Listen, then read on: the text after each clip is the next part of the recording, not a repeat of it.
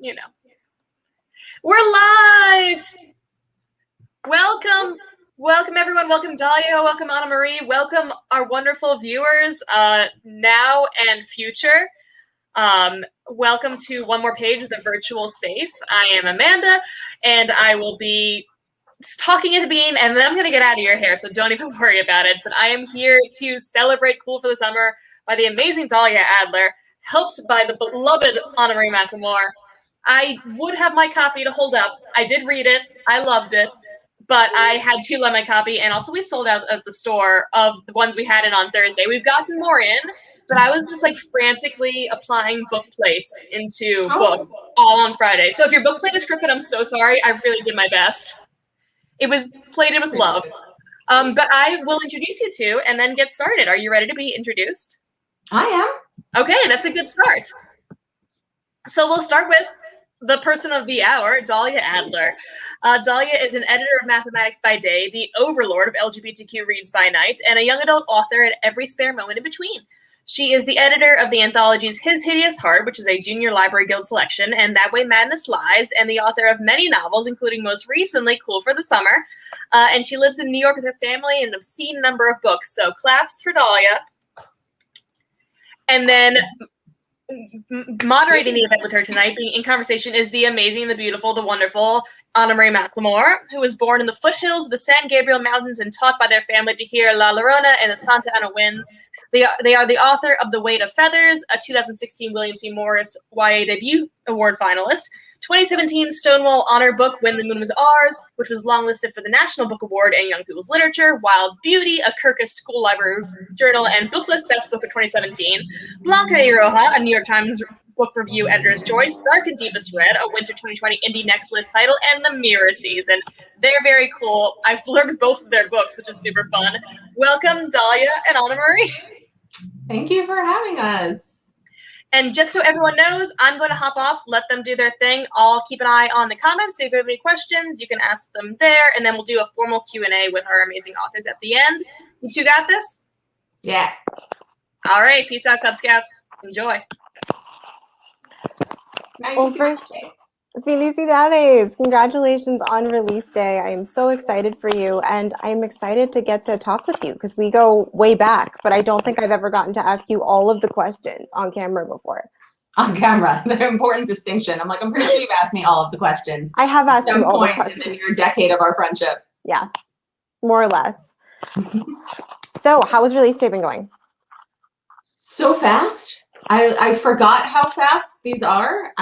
I took the day off because I was like, I know I'm going to want to focus on it and celebrate. I got to go to Barnes & Noble for my first time, the whole pandemic, my first time in a bookstore. I went with my mom and my sister, which was so sweet. Apparently, even though I told my mom that you can tell on bn.com if your local store has a book in stock, she was nervous they weren't going to have any copies of it. So she secretly went this morning to make sure they had it in stock. Didn't tell me, and then we went at 1 o'clock with my sister as planned, which was very sweet. Oh, I love this so much. It was really cute. This is not a thing I've done with my family before.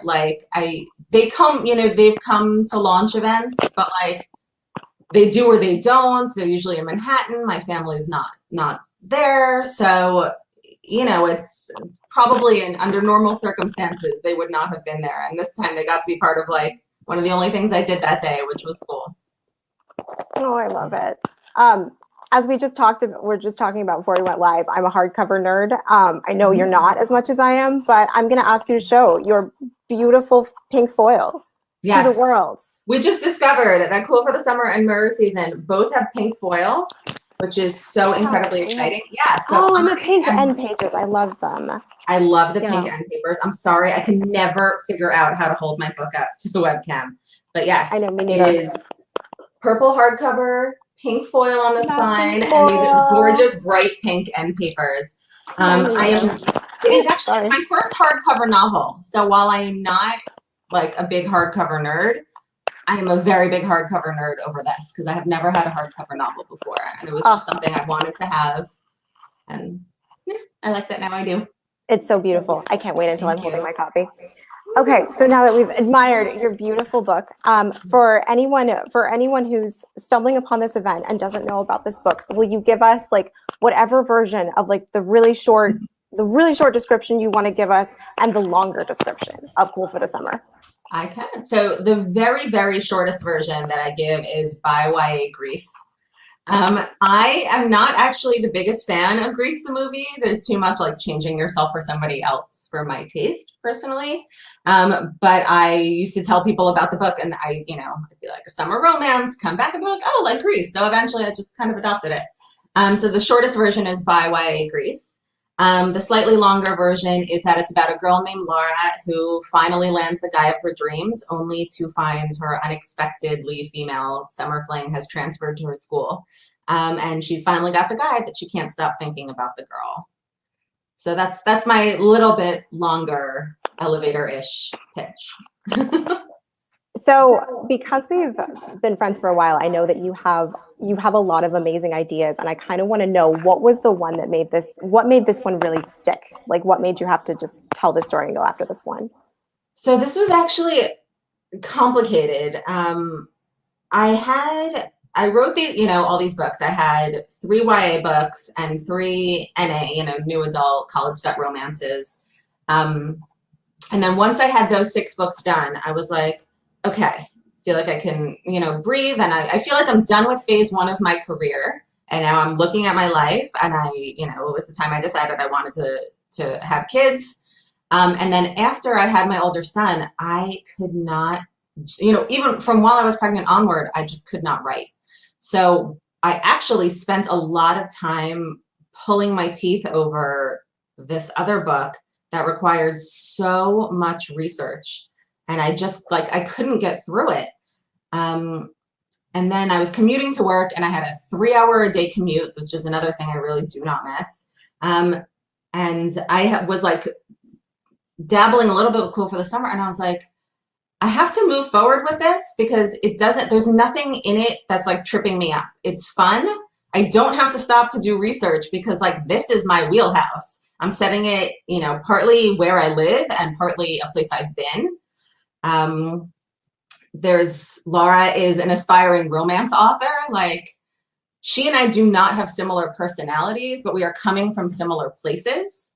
And that made it something I could do on the subway, which is the only place that I could get any writing done for a while. So it was really largely, I know it's a very unromantic writerly thing, but it was very largely a function of what I was able to accomplish with the circumstances I had before I could really sit down and establish any sort of writing routine again. So the first 10 to 15,000 words of Cool for the Summer were just written on the train in the Evernote app. Thank God for it. And then I just loved where it was going. And I was like, okay, I'm pushing everything else aside. I'm going to stop trying to make other things work, even if they might be more commercial. I mean, it's funny because I feel like it ended up being a really commercial book. By the time I was like, it's a little all over the place with what it is. It's about somebody's journey as opposed to being plot heavy. I always end up focusing much more on character than plot. And I'm always nervous that's going to bite me in the butt and be too quiet. Because I used to get this is too quiet about all my books. So I'm glad that this was not deemed too quiet, but I just pushed forward with what was working. And the amazing thing about it is that every single time I was like, oh no, I'm stuck on what comes next, I would figure it out within the week. That has never happened to me with any other book. I mean, anyone else who's a writer here knows how incredibly rare that is, especially for a book I had not outlined. And it just always kept resolving itself. And I'm like, this book is meant to be. And it was, thank God. I mean, it worked out. I might ask you another question about specific scenes in a minute, but because you were talking about the process of writing this, are you able to talk about any particular scene or chapter without huge spoilers where you really felt that momentum, where you really felt that pull forward in the story? I tend to feel momentum in scenes of conflict.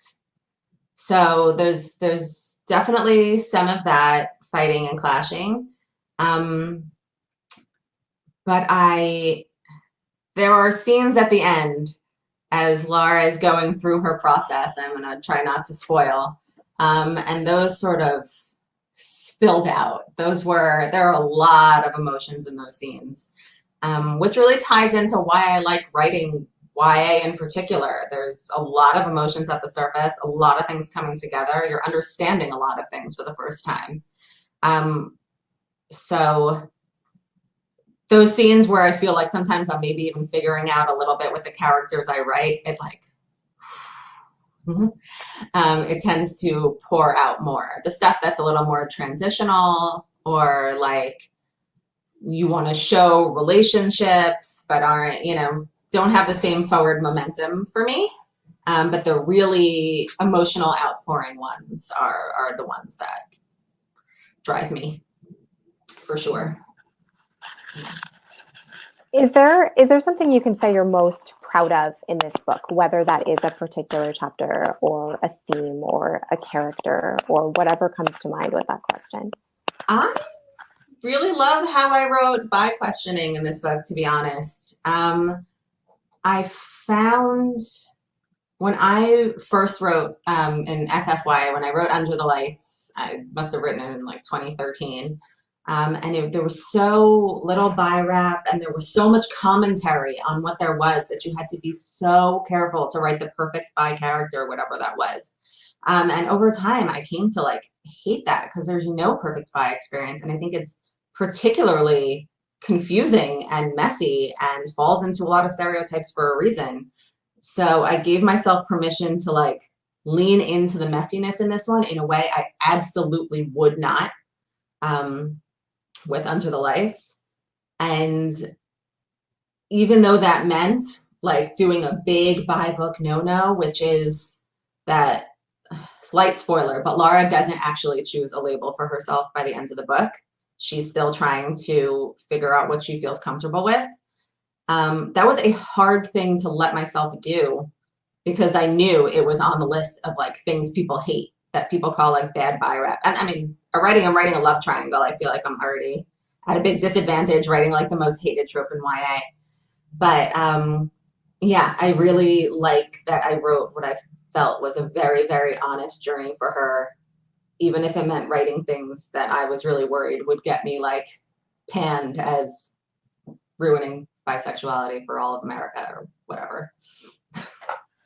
I like that we're having more conversations about the idea of questioning and about how identity evolves. Like our labels changed, mine have changed a lot over the last like year. Because I think a lot of us are in those spaces. And I think the more that like, the more that we can sort of talk about the fact that so much of identity is a process. And that's something I've had to accept. I've had to accept personally. Cause like I especially like before I came out the way I have recently, I was like, oh, you really like, your labels. That's awesome. I do not. So I think when we're leaving room for that entire world of whether you're sure or whether you're figuring it out, I think that's a great thing. And I love that we're talking more and more about identity as a process. We're seeing so much more of it in YA. I mean, it's really like such a pleasure to read such a greater spectrum of experiences and, just complex in different ways and messy in different ways. Authors take such risks because it's not easy to put that out there and sometimes have readers or reviewers make you feel like you are doing something bad for the community. But see some real bravery on pages the last few years that I really admire and am inspired by, for sure. Yeah, identities are complicated, and I think that's part of why I am thrilled every time we get more and more like versions of our stories and intersectional stories and more chances for readers to find themselves on shelves. Agreed. So you talked a little bit about how your approach to identity changed when you were writing this book. Did you notice other things about how your writing process has changed? Because you've been writing books, but this was kind of your return to writing YA. So what did you notice about your writing process was different? This was so much smoother, and I can't totally put my finger on why. And I didn't get hung up on that I was doing something new. I remember when I wrote Just Visiting, which is a dual POV where they're both girls. I was like, this is the most terrifying thing. This is so hard. This is such a challenge. And I got hung up not just on the challenge of it, but the fact that it was a challenge. So this Cool for the Summer has a dual timeline, and I didn't get hung up on that for whatever reason. I was just like, no, this is the right path for the story, and I know why, and I can articulate why, and it's actually one of the questions I'm most commonly asked. So I feel good not overthinking the process, and I feel like I am more confident in feeling my way into what's the right path for the book, which is good because I find that with every book, it's not intentional, but I do try new things. I don't think of myself as somebody who puts as much work into craft as other people do. I feel humbled by how much time I think people spend on that. And I mean, people have different ways of doing it. I read a ton, and that's what I can do. You know, like I have a full-time job, and I run LGBTQ Reads, and I'm blogging for BuzzFeed, and I'm writing books, and I have kids, and I'm just like, I can't do a writing retreat. I can't do an MFA. What I can do is just immerse myself in books and feel my way out and try new things. But I do find that I am kind of constantly dipping into new things without even realizing it necessarily. And I feel good and more confident about that. And I have come to realize that in that way, I do work on craft a little bit more than I was giving myself credit for. But yeah, I'd say that's my thing for Cool. That's nothing super new, nothing super out there, nothing super different, but a little at a time, I inch into new things until I get the feeling that, like, not I could do anything I set my mind to, but I can do a lot of things that I didn't think I could. So I definitely thank getting into short stories and anthologies for that too, because that's something that I thought was like insurmountable for me. And now I'm like, yeah, I have 5 stories out there or something. And now, you know, instead of, oh my God, I don't know how to do this, I'm like, yeah, I can do this. Thank you for giving me the perfect segue, because I wanted to ask, you're both author and editor. You write novels and short stories. How do these processes kind of like pull at each other and inform each other for you? I don't totally know. You know, short stories are a little more ideal to me, which is kind of a thing that I can't believe I'm saying, but because subplot is not something that always comes to me. I wish novellas were more of a thing in YA because I do really like the way that you can kind of just overarch with the A plot and that's kind of it. And I like that about short stories, that you can have like laser focus on, you know, just a character arc and how she gets from point A to point B can be your whole story. And that's not something you can really do in a novel. So I feel like for me, writing a short story for an anthology compared to writing a novel is if I took that tiny little piece of a novel that I wanted to stretch out into something that I examined really closely, that's where short stories are a great place to do that. And I also find that there are things I am maybe not ready to do in novels yet, as far as like exposing myself to that, you know, for 300 pages. So, you know, solid example of that is I have written like modern Orthodox Jewish, and I've written several modern Orthodox or just Orthodox main characters and anthology stories. I've done 3. And Cool for the Summer is my first novel with a Jewish main character, but she does not, you know, neither Laura nor Jasmine, they're both Jewish, but neither one observes like I do. It's harder for me to have myself on a page in that way for 300 pages than it is for 20. So, so short stories let me work on digging out smaller pieces of myself for the page, or bigger pieces of myself for the page for, you know, in a smaller amount of text. So I like to think that things I've tried in short story is maybe something I could eventually do in a novel. We'll see if I ever do. I mean, I did second person, which is something I'm so not ready to do in a novel. So I think the two can complement each other really well. I mean, you know, you do more short stories and novels than I do. You're like, yeah.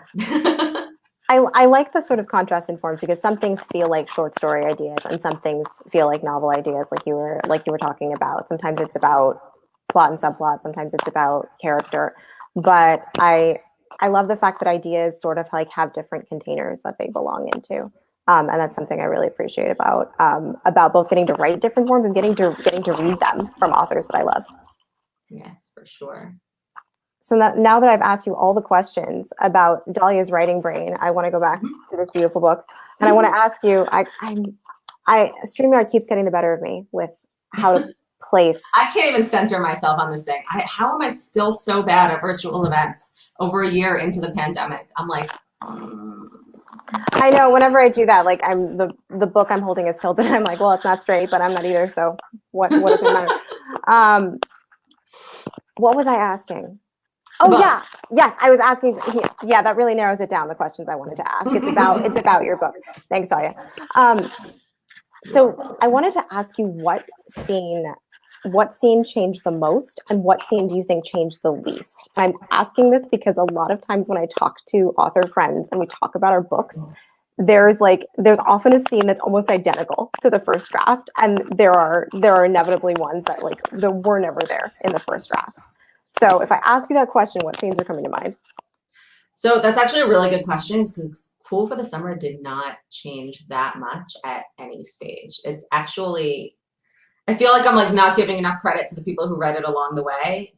But like to my mind, the biggest change is that originally Chase was a basketball player and now he's a football player because I went to Yeshiva High School, which didn't have a football team, and I didn't realize that basketball would not have started at the beginning of the year. So, yeah, thankfully I had a lot of agent phone calls for Cool for the Summer, and I think the second to last one I spoke to was like, by the way, and I was like, oh my God. And then I quickly texted all my sports expert friends.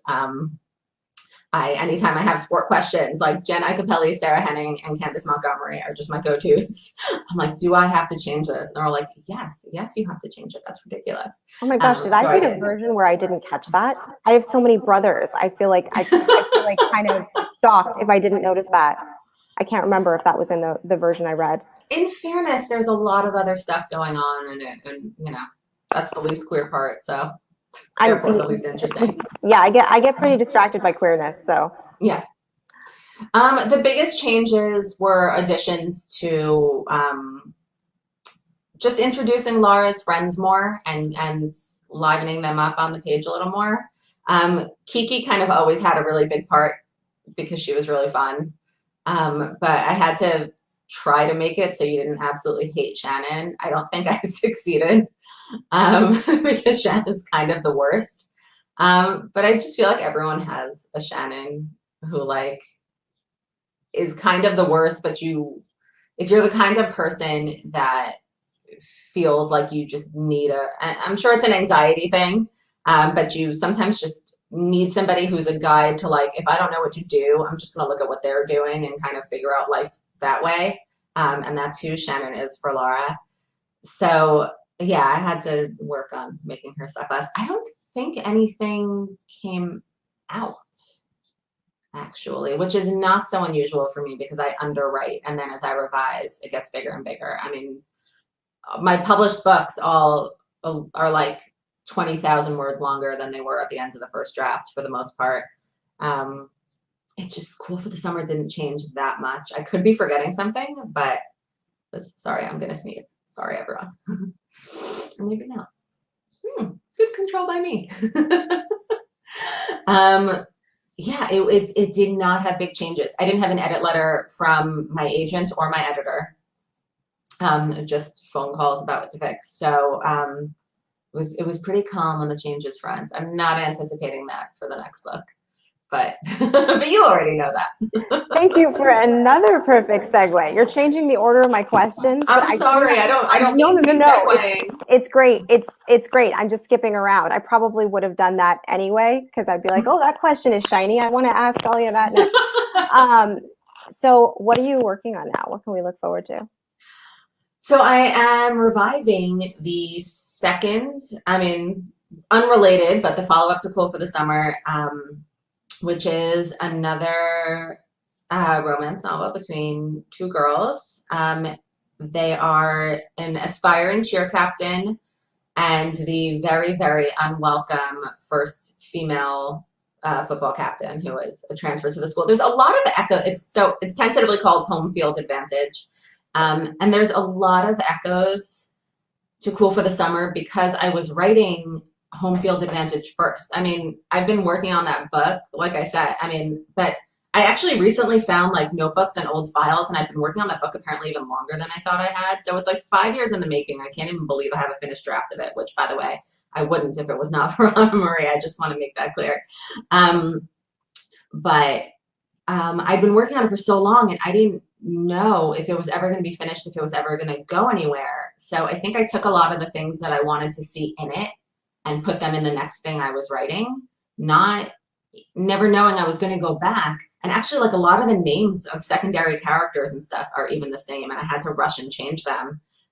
Literally, I just realized that like a few weeks ago because I had really been working on that before. So I probably have to change more of it to make it more different from Cool for the Summer than it is. But that's what I'm working on right now. So my cheerleader, football player romance steeped in misogyny in Florida football. And then I'm also working on my next anthology, which features Anna Marie, called At the Stroke of Midnight. And that comes out in fall 2022 with Flatiron Books. I have a bunch of stories in already. I am very behind on editing it, but I am very, very excited at what's to come in that. And then for fun, I have been working on, speaking of novellas from before, a Hanukkah rom-com that I really, really, really hope I self-publish someday. It's really fun. And that will be my longest form modern Orthodox main character, which will be cool. I am so excited for all of this. I volunteer to beta read everything. Well, you already knew that. This is new for the novella, but you already knew that for the cheerleading novel, because former queer leader, I have to read your cheerleading novel, and I have to be one of the first to read it. Well, speaking of beta reading, do you want to share what you're working on next? Because I'm reading it and it's wonderful. I'm currently in copy edits for Lake Lore, which is my my non-binary romance about neurodivergence, and also it's a portal fantasy. There is a lot going on in this book in the same way that there is a lot going on in these characters' brains. I'm really excited about this. Like, this was kind of I never thought I could do this kind of book. Like, it's two NBs are the main characters of this book. I'm still and they're going to be on the cover. Okay, I'm going to stop before I tell secrets. Have you seen the cover? I've seen sketches for it. I'm so excited for where it's going. And I should stop before I tell secrets. But it's out March 8th? March 8th, yeah. And then later in the year will be Self-Made Boys, which is my trans Great Gatsby reimagining.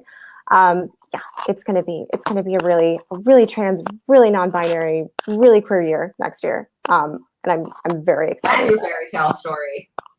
Yes, I am so excited to write that for you. And I love how you act like I've done you some kind of favor by like giving you this anthology idea, because it was really like, there should be this anthology. Oh, good, you're gonna do it. You are an amazing anthologist, amazing editor. Thank you. And yes, in case that wasn't clear, the fairy tale concept was Anna Marie's idea.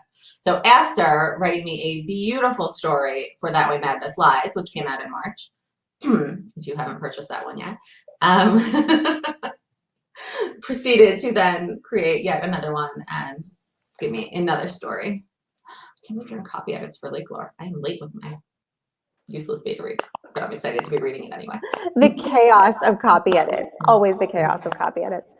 I am so excited for everything you're writing. What do I want to ask you next? I was going to ask you about the cover. Now I'm dreading this question because I want to hold up the cover again and not mess it up. So I'm going to start down here and then just raise it. That's what I do. I start to place it somewhere and play with all the different angles. Exactly. So tell us the story of this beautiful cover. This cover actually really, really has a story, which is great. It was such a collaborative effort, which is awesome. So Wednesday had sent me something very preliminary, and the big, sort of premise of it was that the O's in cool would be part of the drawing. But I had been kind of thinking about like the sunglasses thing. I really like the sunglasses cover thing. It was like big in YA a while ago.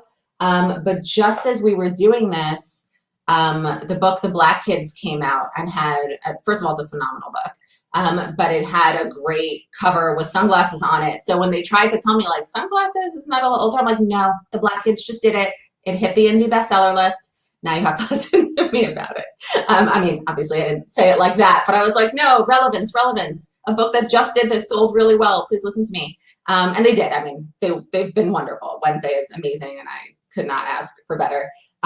So they did that, and I was like, and I want a boy in one and a girl in the other. So they did Jason and Jasmine. And then they showed me, so the cover sketch they sent me didn't have art from the artist, Claire Allison, yet.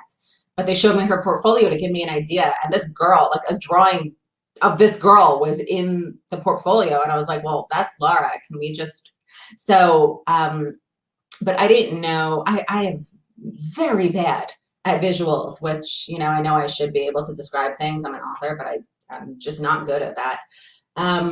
So I reached out to Maggie Hall, who, in addition to being one of my best friends and a phenomenal author, has designed the first 6 of my covers. So basically all my covers other than this one and the anthology. And I was like, here's sort of what I'm thinking. Like, first of all, what do you think? Because I run all my covers and every graphic thing I ever do basically by Maggie.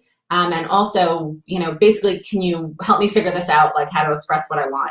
And Maggie made a mock-up using, the art that was already in her portfolio and kind of this conceit so that I could show it. And then I also said I wanted bi coding on the cover, and gave Hot Dog Girl by Jen Dugan, which I love, as an example of that. And yeah, that's what they did. And I have heard the heart sunglasses were my editor Vicky's idea, and the little Jewish star necklace on Jasmine, which is awesome, was Carrie Resnick's idea. And the only other funny change that there was, I asked them to change Chase's hair because I was very picky about it, is that they were wearing sweaters, which my agent, Patricia, noticed. And she's like, it's a beach book. Why are they wearing sweaters? So that changed. And then basically like they sent it and I was like, could the colors be a little bit more bisexual? And they did that. And that's how the cover came to be. Yeah. And I don't know if people have seen it. I wish I had taken it out here. All right, there's no classy way for me to do this. My dress is just not that long, but I do have behind me, there were bound galleys with a totally different cover, which was also really cute. So they actually had 2 different designs for this, which is just phenomenal. Have I mentioned I really, really love my cover designer on the art team and publisher? Because yeah, I do. I'm really, really happy with this cover and very grateful to everyone involved in any way. Okay. I was about to say, I love the behind the scenes look at the cover, but that feels like a horrible Dahlia pun. I'll stand by it. I'll stand by it anyway. I appreciate it.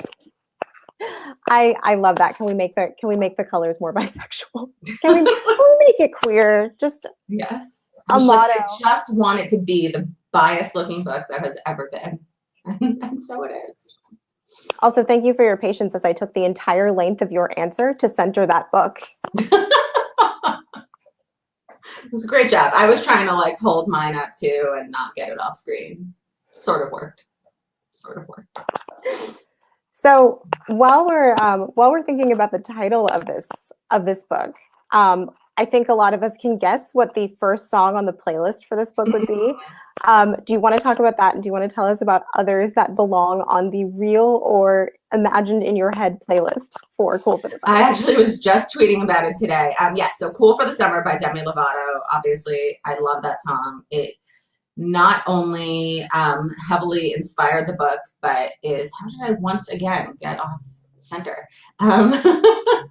We're never straight. We're just never straight. So bad at this. Yeah, straightness is hard.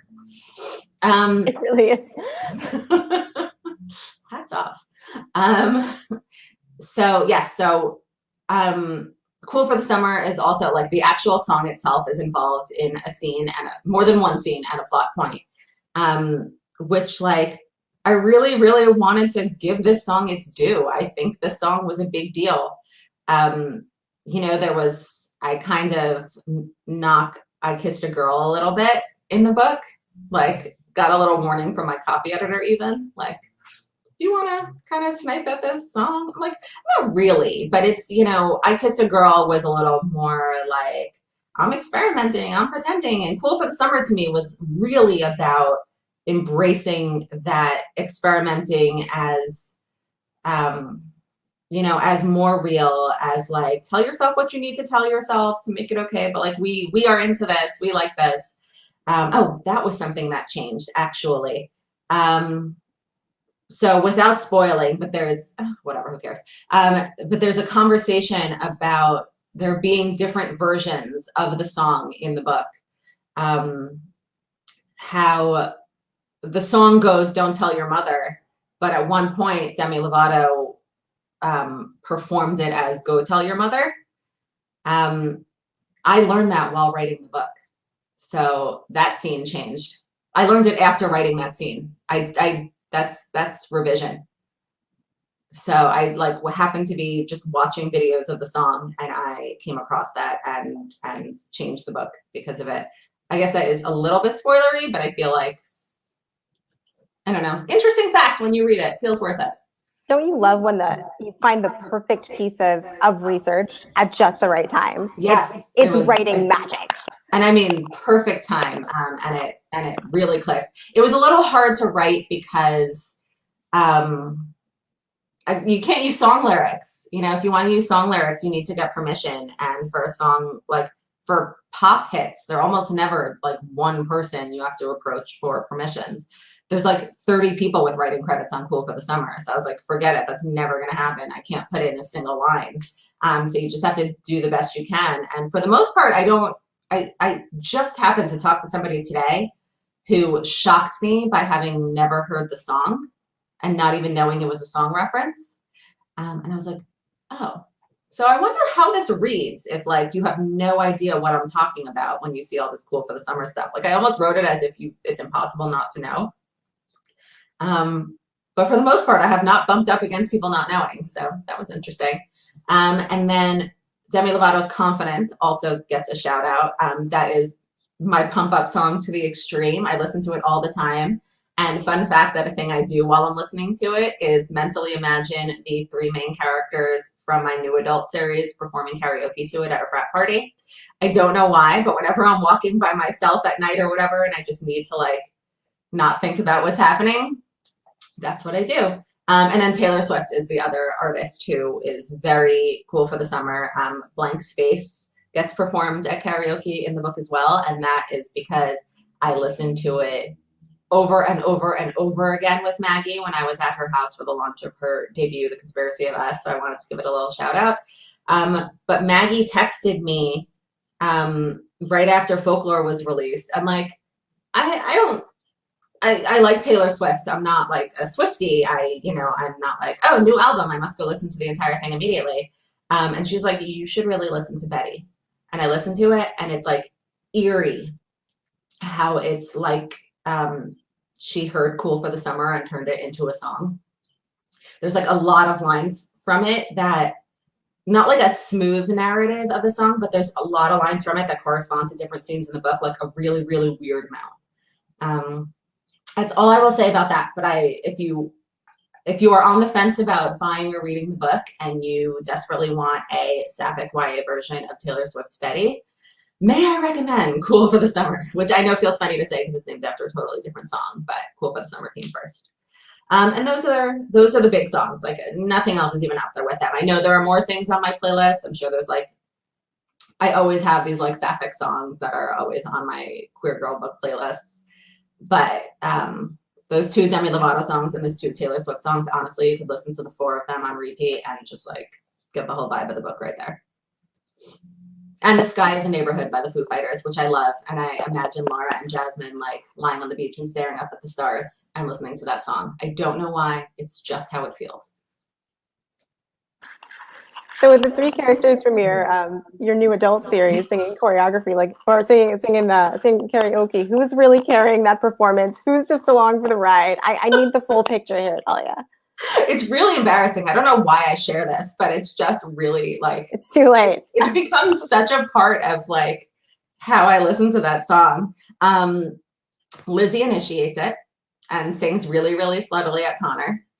And then she gets Frankie to come up, which is not difficult at all, because Frankie likes to embarrass the hell out of Samara. So that's no problem. And then you get to the part where it's really difficult. They convince Kate to come up. And that is where you learn that Kate actually has like a banging voice and has this really secret hidden talent and can actually like hit all of Demi's notes, and it's amazing. Thank you for sharing. Not that I've given this that much thought, but I've given it a little bit of thought. I love that we've gotten to attend this performance along with you. Thank you. It's really fun, and they're very flirty with their significant others during it. And Connor and Samara are both so predisposed to be embarrassed by their significant others that it really works beautifully. I always have to ask about karaoke because it's like I don't do it. It is my gift to other people that I don't sing. Like it is my gift to mankind not to sing, so I'm not a singer. So I'm always like, tell me more about this. Tell me more about the singing thing.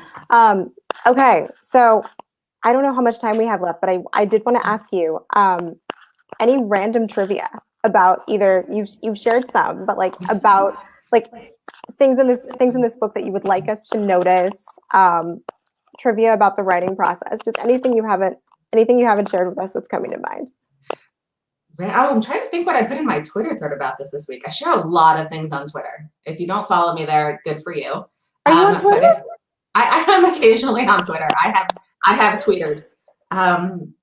But one thing I shared, so the book is the scenes, the summer scenes are set in the Outer Banks, which was the scene of a vacation I took with my husband that I loved.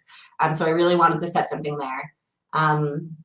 And they go to a lot of tourist attractions to take places, which is part of what Jasmine does, and to take pictures. And one of the things that Jasmine tells Laura about is this play, The Lost Colony, that's about Roanoke, and how there is a day called Virginia Dare Day after like the first. Virginia Dare was the first new colonist born on American soil. And so on August 18th, which was her birthday, they do the play with a live baby. And I have attended that show on Virginia Dare Day. It's very exciting. So there's my trivia about Roanoke and the Lost Colony and the Outer Banks. And if you happen to be in that area on August 18th, go do something for yourself and go see a live baby in a play. Is there anything else that was like trivia-ish? It's a good question. I will tell you things that you can find in the book.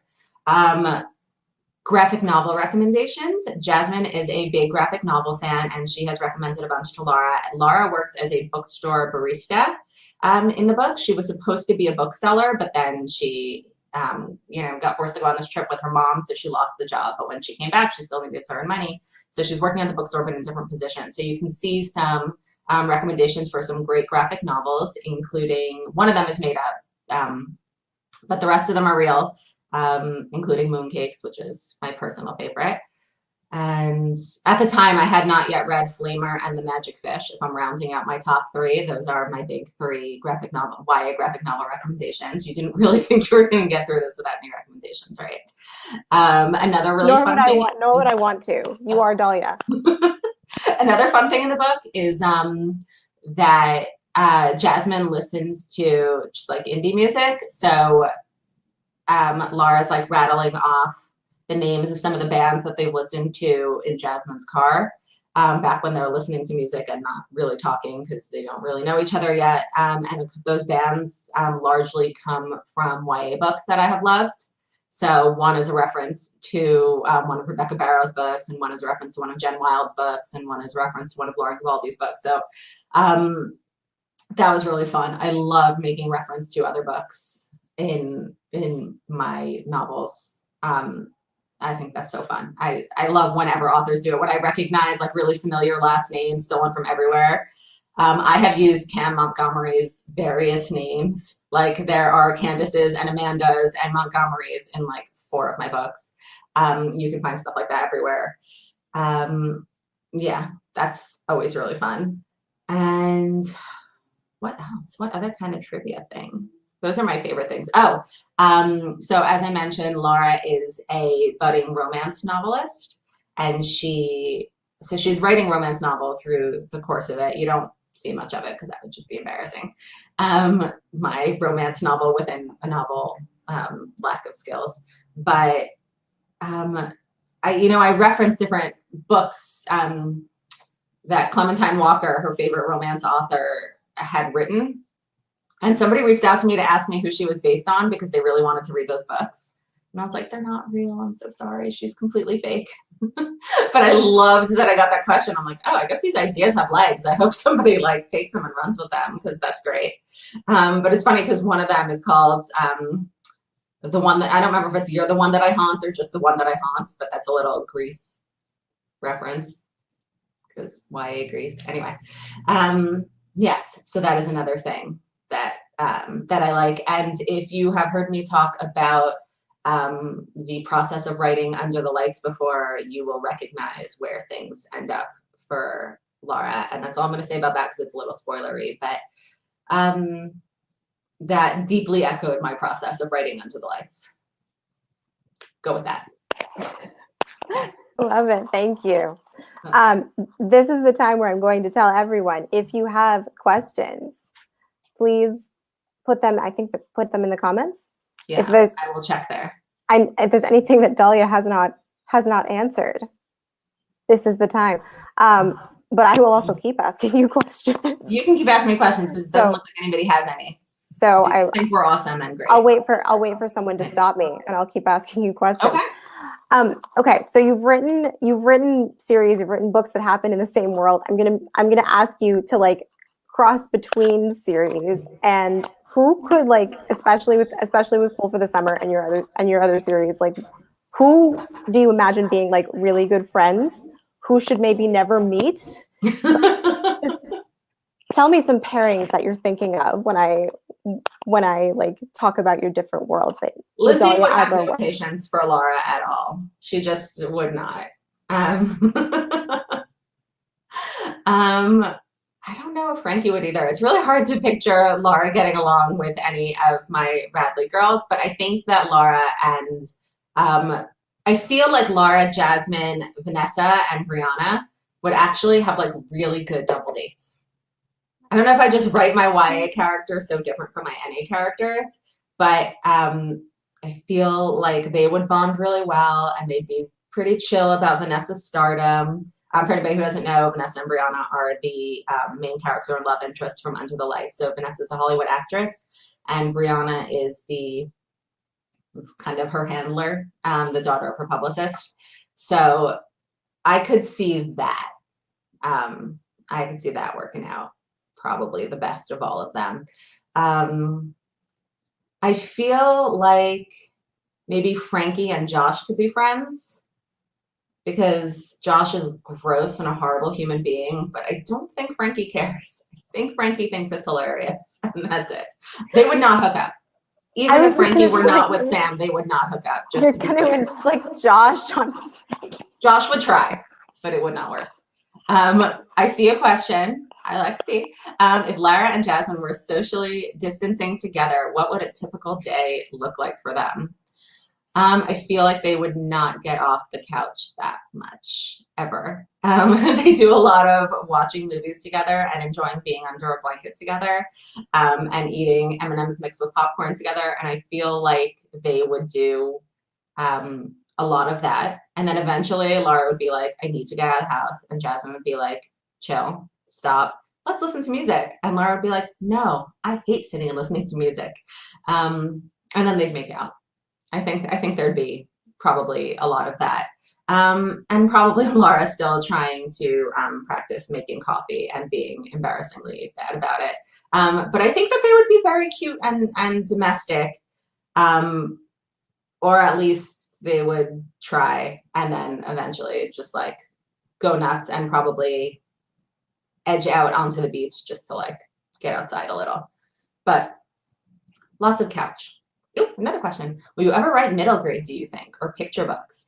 I don't think that I could do middle grade. I feel like my voice just does not lend itself to it at all.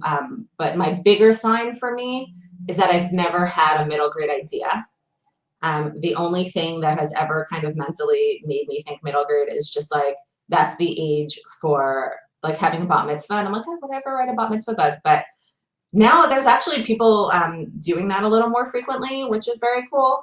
And there's a lot of people already writing queer girl middle grade. So I haven't had anything that's pulled me in that direction. And my inclination is like, if I've been publishing for, you know, let's say 8 years, you know, it's probably 2013 is I think when I sold Behind the Scenes. And I haven't had a middle grade idea, I'm probably not going in that direction. Picture books is interesting because I still feel like I want to say no, but my mother-in-law, who was a kindergarten teacher, had this fantastic picture book idea once upon a time that she just never wanted. She made it as a gift for my nieces and nephew. And I was like, this is brilliant. Please try to publish this. And she's like, no, I don't want to do that. I want to steal that idea and publish it, which is like, but it's the only one I want to do. And obviously would need her blessing. But yeah, that's the only picture book that I have ever been tempted to write. Otherwise, I just feel like I lean older with my ideas, with my voice, with the amount of swearing in my writing. So yeah, probably not younger, but I am reading a little more middle grade than I used to, which, you know, it's also not something I read so much. So I feel like maybe the more I read, the more inspired I'll get. But I gotta be honest, I find middle grade daunting. It's like every book I read in middle grade seems to be beautiful and lyrical in this. I don't know if it's just the books I choose, but like in this way I do not write. You should write middle grade. Do you have any middle grade aspirations, Anne-Marie? Yeah, I do. Yeah? Okay, good. Yeah, I feel like you would be perfect for middle grade. But it's just, yeah, I feel like I'm not smart enough for middle grade, to be perfectly honest. Like, I'm just gonna be blunt. That's how I feel about it. Okay. All right, there's no more questions. So if you have any, you can ask. If not, I will just recommend books for 8 minutes. I did have another question, but I also want to hear you recommend books. So let's have a book recommending interlude. And then I'll ask you another question if we don't have another one. Okay, I recommend The Mirror season. It is fantastic. I also really do recommend that you put Lake Lore on your to read list because I'm reading it now and it is beautiful, as is Mary. Some other things. So Lucky Girl comes out today by Jamie Pacton. It's really fun. And it's about a bi girl who she wins the lottery, but it's not legal that she won the lottery because she's underage. So she's like waiting the last 2 weeks until she turns old enough to cash the check, but just sitting on it is this whole thing that's fraught for many reasons. Anyway, I just found it like super page turning. Out next week is It Goes Like This by Emile Moreland, which I loved. It's about a once upon a time super successful girl band. And now it's like been a while and they had this bad breakup and they're, you know, exes from it. And one of the members no longer identifies as a girl and they are considering reuniting, but it's like, what does it mean to have a girl band? Like, you know, how do they move past girl bands when they're not all girls? How do they reunite when the feelings are so bad, when they went in such different directions? I thought that, and it's like, it's very cool because it's also one of those mixed media books, which is something that I love when books have, you know, social media or epistolary. It has a lot of different stuff like that. One of the narrators is in her own band's fandom. So yeah, I love it. I thought it was great, and I just like keep talking about it as much as I can. What else? I just read Indivisible. That was great. What Okay, maybe I'll take a little break because I feel like I'm about to go like rolling. I happen to be surrounded by books. Oh, what I am gonna say. Okay, so sorry. No, you know what? I'm gonna keep going. Because I want to mention Some Girls Do by Jennifer Dugan, which I actually haven't read yet, but I deeply love Hot Dog Girl and Verona Comics, so I feel really confident about it. And she's one of the authors who blurts Cool for the Summer, and I will be moderating the Some Girls Do launch next week. And as long as I'm shouting out books I haven't read by authors who've written books I've read and loved, I'm going to mention She Drives Me Crazy by Kelly Quinlan, even though I think that book is impossible to get right now because it just sold out like that. Apparently it's like a little book talk sensation, which is fantastic. But I loved Late to the Party, which is Kelly's last book and which just came out in paperback. I recommend that so deeply. And if you are interested in the book that I was talking about before, Home Field Advantage, which is my 2022, I would get She Drives Me Crazy. And I would also make sure that, I keep messing up the title, so Like Other Girls by Britta London. That should absolutely be on your to-read list. And that comes out August 3rd, I believe. And that is about girls joining the school football team. So yes, definitely recommend that. Really like that one. It was really daunting. I was like trying not to read it while I was drafting because I didn't want it to make me feel bad about my own book. So I waited until I was far enough along that it would be inspiration and not just making me feel bad. And it was inspiring, but also made me feel bad. It's really good. August 3rd is going to be such a good day. That's also a lesson in vengeance and how we fell apart. I haven't read any of these books yet. I'm just really excited about them. Okay, now I'll take a break. So you just mentioned Home Field Advantage, and this is a question that I should ask you over text, but I'm just going to ask you now. Remind me, same universe as Cool for the Summer? Not specifically. It's okay. No, I haven't done anything to put them in the same universe. It's not. I don't think it's something that I've done with any of my books yet, which feels like a mistake. I feel like I have missed opportunities for it, and I love when like characters make cameos from book to book.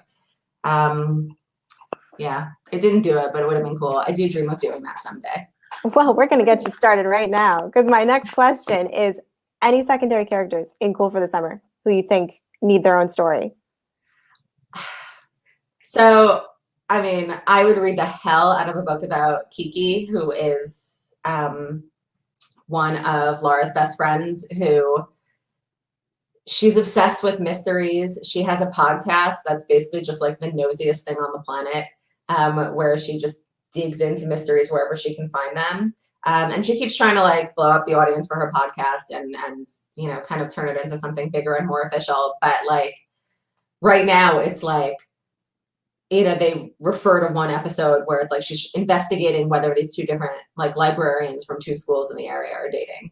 And it's like really cheesy and silly, and she's just really fun. And she like does things like practices her hand lettering with like inspirational sayings on, you know, written in Gothic fonts. And she's just like fun and weird. And the whole book, you don't know if she's queer.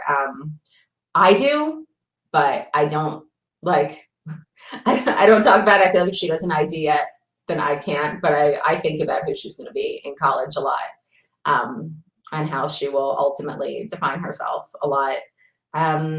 She is, I would say, too far outside of my lane for me to write her book, which is what happens. I mean, that's how I ended up writing a book about Vanessa, who's a Korean American actress. Like she was not the plan to be centered in my follow-up to Behind the Scenes, but after I wrote it, that's who the publisher wanted to see a book about. And I was like, okay, but I don't, yeah, I wouldn't do that again.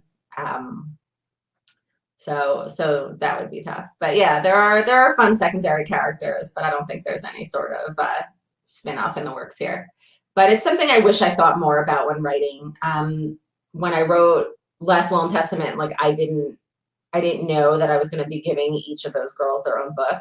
So I made Kate a lacrosse character because I thought it was funny that lacrosse was like a sport I didn't know anything about. And then I had to write her book and learn so much about lacrosse. I keep doing that to myself. You didn't plan for those 3 books to? No. Really? I really did not. I did not know I was going to do any others. I wasn't even sure that I was going to actually publish Last Will and Testament. I was still with my my first agent had rejected 2 manuscripts in a row, was just like, no, I'm not subbing them. And I was so done with YA after that I just needed to write something else. I was like, I don't care what I do with it. I don't care if I do nothing with it. If I don't write something else right now, I am never going to write again. Like, I'm just going to be totally knocked out of love with it. So, so I wrote Last Will and Testament, and I ended up thinking it was good. So I went ahead with it. And I don't remember at what point I decided I was going to do the next 2 books, but clearly when it was too late to change that Kate was a lacrosse player. I had no idea. So much lacrosse, yeah. Oh my God, I watched so much lacrosse. I was so incredibly not ready to do that. Yeah. Oh, hey. Hello. Like a phoenix rising from the ashes of the internet. The mention of lacrosse or something summoned you. Yeah. Yes. Summons Amanda. There's just something about lacrosse. Yeah, something about my waspy self rises into the lacrosse atmosphere here. I would love to keep talking forever, and I would love to keep listening to you talk forever, but unfortunately we are out of time, which is terrible. But I wanted to give you a chance, Dahlia, to offer up any last thoughts, words of advice, platitudes, whatever you'd like to sort of close us out with. Ooh, platitude sounds good. Yeah. You can do it, everyone. No, I mean, look, life is hard. And if you're not pulling as much out of pandemic time as you want to, and as it feels like other people are, that's fine. I did not learn another language. I did not write this book during the pandemic. I did not write the entirety of Home Field Advantage during the pandemic. I would not have finished it if I hadn't gotten on the phone with Anna Marie and been like, what do I do now? Like, I don't understand what happens next in this book. Yeah, if that happens to you, talk it through with an author friend who's really smart, and let them ask you the leading questions that help you figure out your book. I highly recommend it. It's really helpful. But yeah, my number one platitude is just like, give yourself a break. Oh my God. And I know that sounds really annoying for me because it sounds like I am doing a lot. But I had years where I did pretty much nothing that laid the groundwork for me to be able to do a lot at once now.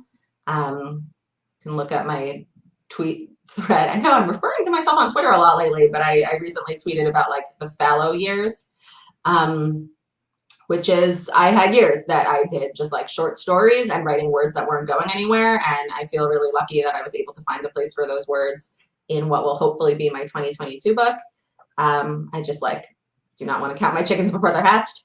But yeah, oh God, give yourself a break. Everyone, give yourself a break. That's it. That's my number one. I think that was a great platitude. Thanks. So thank you everyone for coming out to support Pool for the summer. I put the links in the comments along with as many links as I could type for everything Dahlia recommended. I'm sorry, I'm such garbage with recommending. No, it was perfect. I just actually froze the comments section briefly near the end, so I had to pause. But we have a great search bar on our website where you can find everything else there. So yes, buy the books. Thank you to you both. You two are such beacons of wonder and light in the YA community, and it's such an honor to get to host both of you here, and we're so happy. Thank you all for coming. We have more events like this and like many others. You can just check out our website, and we will see you virtually soon. Bye. Bye. Thank you so much, everyone, for coming, and thank you, Amanda, for having us. Of course.